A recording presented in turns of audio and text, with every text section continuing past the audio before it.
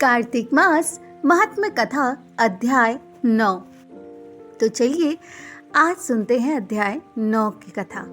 राजा पृथु ने कहा, हे मुनि श्रेष्ठ नारद जी, आपने कार्तिक मास के व्रत में जो तुलसी की जड़ में भगवान विष्णु का निवास बताकर उस स्थान की मिट्टी की पूजा करना बतलाया है, अंततः मैं तुलसी जी के महात्म का सुनना चाहता हूँ।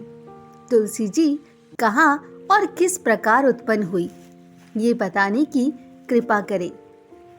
नारद जी बोले, राजन, अब आप तुलसी जी की महानता तथा उनके जन्म का प्राचीन इतिहास ध्यान पूर्वक सुनिए। एक बार देवगुरु बृहस्पति और देवराज इंद्र भगवान शंकर का दर्शन करने कैलाश पर्वत की ओर चले।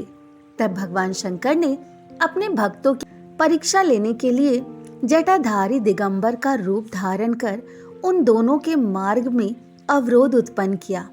यद्यपि वह तेजस्वी, शांत, लंबी भुजा, चौड़ी छाती वाले गौर वर्ण अपने विशाल नेत्रों से युक्त तथा सिर पर जटा धारण किए जैसे ही बैठे थे, तथापि उन शंकर भगवान को न पहचान कर इंद्र ने उनसे उनका नाम और धाम आदि पूछते हुए कहा कि क्या भगवान शंकर अपने स्थान पर है या कहीं गए हुए हैं। इस पर तपस्वी रूप भगवान शिव ने कुछ नहीं बोले। इंद्र को अपने त्रिलोकी नाथ होने का गर्व था। उसी अहंकार के प्रभाव से वह चुप किस प्रकार रह सकता था। उसने क्रोधित होते हुए उस तपस्वी को हुड़कर कहा, अरे, मैंने तुमसे कुछ पूछा है और तुम उसका उत्तर भी नहीं देते। मैं अभी तुझ पर वज्र का प्रहार करता हूँ, फिर देखता हूँ कि कौन तुझ दुर्मति की रक्षा करता है। इस प्रकार कहकर जैसे ही इंद्र ने उस जटाधारी दिगंबर को मारने के लिए हाथ में वज्र निकाला, वैसे ही भगवान शिव ने वज्र सहित इंद्र का हाथ स्तंभित कर दिया और विकराल नेत्र कर उसे देखा। उस समय ऐसा प्रतीत हो रहा था कि वह दिगंबर प्रज्वलित हो उठा है और वह अपने तेज से जला देगा।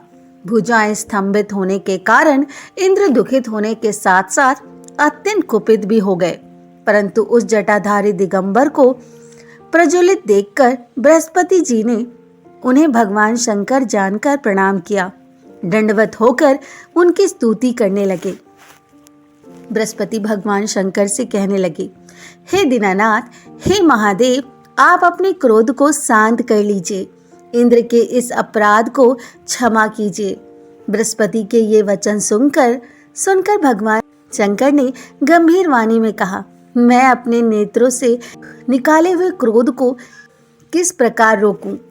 तब बृहस्पति ने कहा, भगवान, आप अपना भक्त वत्सल नाम सार्थक करते हुए अपने भक्तों पर दया कीजिए। आप अपने इस तेज को अन्यथा स्थापित कीजिए और इंद्र का उद्धार कीजिए। तब भगवान शंकर गुरु बृहस्पति से बोले, मैं तुम्हारी स्तुति से अत्यंत प्रसन्न हूँ। तुमने इंद्र को जीवन दान दिलवाया है। मुझे विश्वास है कि मेरे नेत्रों की अग्नि अब इंद्र को पीड़ित नहीं करेगी।